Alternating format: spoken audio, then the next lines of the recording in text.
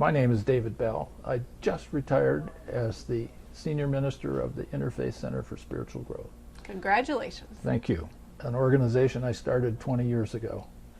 And it was definitely not on the life chart when I started out. I went to, I had an undergraduate degree in accounting, went to U of M Law School, and got a CPA certificate after law school, and practiced law, and I was enjoying myself being a yuppie. And I had a t-shirt that said, "He who dies with the most toys wins." So I was in the process of collecting toys. Sure. And I had walked away from Christianity as a 16-year-old, knowing that I was being conned by a bunch of hypocrites. Because nobody could answer the question about, well, why is it that the God of love is requiring a blood sacrifice to keep from killing the rest of us miserable sinners? And I couldn't get a straight answer to that. And I said, okay, if that's who God is, I don't need that. So I'm done with that. And I was a card-carrying atheist.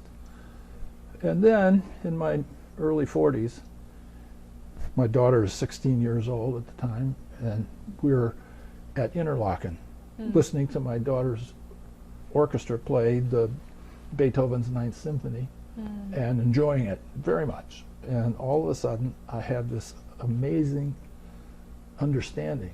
Tears are rolling down my cheeks, and I'm just stunned to learn something that I couldn't possibly have dreamed of asking.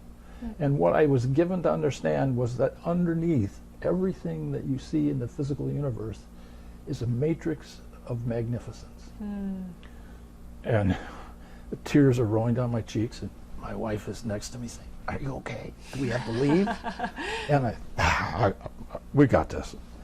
And so 4.5 hours later, we're driving home to Ann Arbor and talking and trying to figure out, so who did this to me? Where did this come from?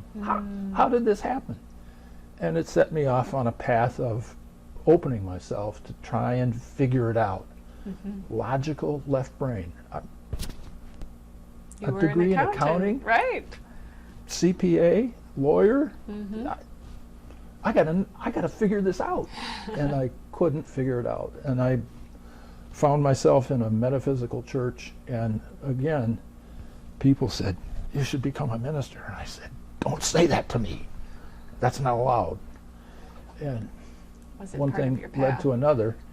And I had some more mystical experiences, and I want to tell you about the last one, which happened about 10 years ago. And I think that all of these experiences came as a result of trying to recover from being an atheist. And they led me to a conclusion that there is a world of spirit, and that there is a God of love, and that nothing should be getting in the way of that, and not any fear-based teaching. So this last experience happened about 10 years ago. I was at a workshop in Chelsea, sponsored by Deep Spring. Barbara Brodsky was there channeling Aaron, who was a wonderful entity, and Judith Coates from Tacoma, Washington, channeling Jesus. So I said, okay, who wants my football ticket? It was a Purdue football game, and I'm done with football for today. I'm going to this workshop. And I'm just enjoying the workshop, and Jesus starts coming through Judith, and the tears start rolling down my cheeks. And what? I came here to learn something. What am I learning? And Jesus is talking about his favorite thing to do these days is to project an image into the world. He said, sometimes I just walk around the mall smiling at people. And if they're having a really bad day, I put my hand on their shoulder, just to give them a boost. And you mean I have to pay attention to who's walking around Briarwood? I got to know whether or not Jesus is smiling at me? So the opportunity to ask questions came. Oh, call on me. I happen to have a painting of Jesus that was done by a world-famous portrait artist as a result of him projecting an image into her studio. Sure. And I said, oh, I got to ask you this question. Did the image that you projected into Glenda Green's studio, was that historically accurate? Or, did you just do it to give her a boost?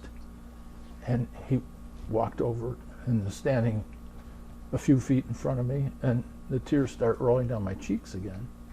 And he said, actually, it was for two purposes. The first purpose is I wanted my people to know what I look like.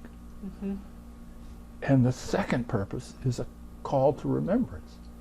For indeed, my beloved brother, you and I knew each other. Okay, so I'm done talking for the rest of the day.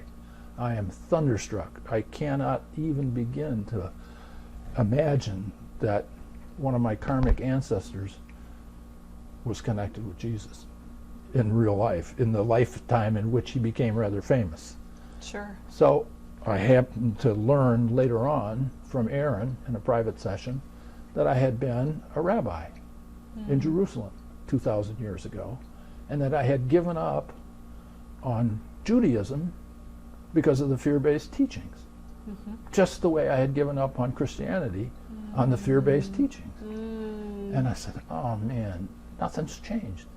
And all of these experiences were designed by Spirit, there's no question in my mind about this, in order to help me get comfortable with being an advocate for a world of spirit and spirituality and giving up on my resistance. If you think I went to seminary joyfully, it was dragged kicking and screaming, So the So- atheist went to seminary. Hmm? The atheist went to The seminary. atheist went to seminary and became an advocate for spiritual growth, and that's the purpose of the whole thing. So that's my story, and I'm sticking to it.